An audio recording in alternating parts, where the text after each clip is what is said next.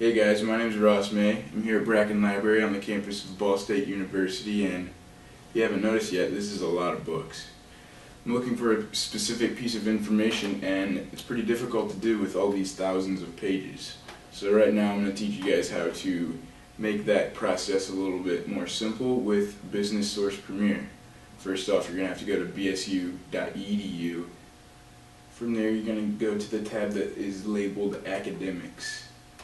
And scroll down a little bit. On the far right, you'll see University Libraries. And from there, you can scroll down a little bit more and click on Articles and Databases. So after you get to this page, it's a little confusing occasionally. Go ahead and click General. And under General, you'll see Business Source Premier. This is what I'm going to show you guys how to use today. We're going to go ahead and click that, and it'll take you straight to the website. A little bit of background info. It's the industry's most used database. It has full texts of more than 2,300 journals, has over 1,100 peer review titles, full texts dating back to 1886, and separate searchable cited references dating back to 1998. So that's all great information, but the thing I'm going to use it for today are the company profiles. So the company profiles, basically what that is, at the top here you'll see tab Company Profiles. Click on that, and it gives you just a list in general. There's thousands and thousands of companies on this website, so what you're going to want to do is know what company you're researching. So as a journalist, I like to think of how I will be able to use this, and let's say I'm writing a story about bicycling, and specifically bicycling on campus. I've recently been walking around on campus and looking at all the bikers. I've noticed a few Schwinn's. Schwinn is a bike that I had when I was a child, and so it's one of my favorite bike companies, but I'm pretty interested in why so many people are riding their Schwinn. So I've already done a little bit of background research, and I found out that Schwinn is actually owned by a parent company named Dorel Industries. When we type in Dorel Industries under this, I've already got it up, we can scroll down and it's the first option. The great thing about this is the data monitor report. You can download this as a PDF file. So we click under Dorel Industries and we can scroll down and see their address and the country of origin, some of the products and services that they have. As I said before, Schwinn is owned by the parent company of Dorel Industries. Under the abstract, it gives you a nice little overview of the company. So the data monitor report is going to give you some of the background history, pretty decent background history of the company that you're looking for.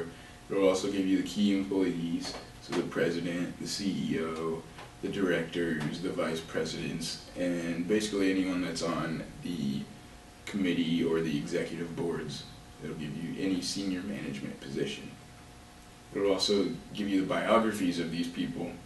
So it goes pretty in depth here, and it can be very useful if you're trying to get information about this company. So let's say you're not searching specifically for a company.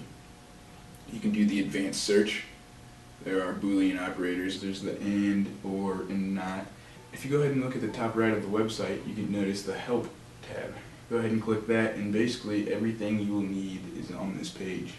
If you ever have a question, click the Help button. And there's actually a search.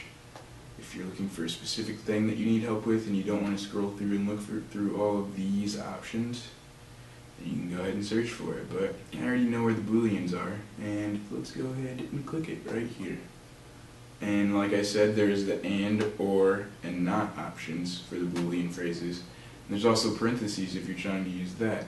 Parentheses are good when you need additional words that would still be useful for your topic. The website gives the example of mouse or rat and trap. So you don't want to search for only a mouse, because a rat would do the job as well.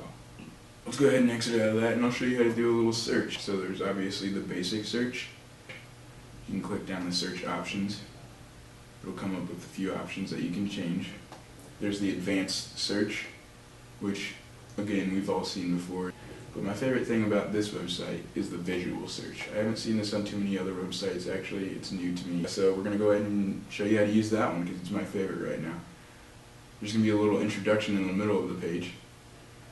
The Boolean operators still do work here. Going off of what I've already searched, I'm going to go with Indiana. cycling. So here's the visual search. Right down here it shows that we have 14 results. You can actually go ahead and scroll through these if you want, and go all the way to the bottom, up to the top. But the problem with that is that you don't know exactly what it is you're clicking on. Visual search helps you narrow down what you're looking for. So I searched cycling in Indiana. Looks like we have cycling right here. I'm going to go ahead and click that. And the second option right here is Trek Bicycle Company. That seems like it would be a competitor to Schwinn, and I might be able to get some interesting information from that. So I'll go ahead and open that, and at the bottom right of this little green window you'll see 3 squares. If you haven't used this before, that might be kind of confusing, but if you take a look up here at the relevance key, 3 squares means it's the most relevant article. So that's something that I would be interested in. I'm going to go ahead and click this, and over here on the right, you can collect the articles, add to folder.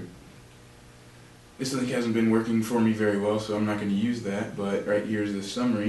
It gives you the title, the date that it was published, the journal it was published in. It gives you the author. For this one there happens to be none. And then it gives you a little summary, an abstract. I'm going to scroll back down, and I'm going to go ahead and click the More tab. Brings me to this. This is nice. It gives you the source, it gives you the document type, the subject terms, which all of them are relevant to what I'm looking for, and again the abstract. A little bit further down it gives you the actual article. If it's something that you need in a physical form, you can print it from here. You can email it. You can also save it to your computer, and it gives you the option to cite this article, so it'll do it for you, and it'll export it to a bibliographic manager. It looks like I've found what I'm looking for, and I haven't even opened one of these books. I've done it all with Business Source Premier, and it's taken less than 10 minutes.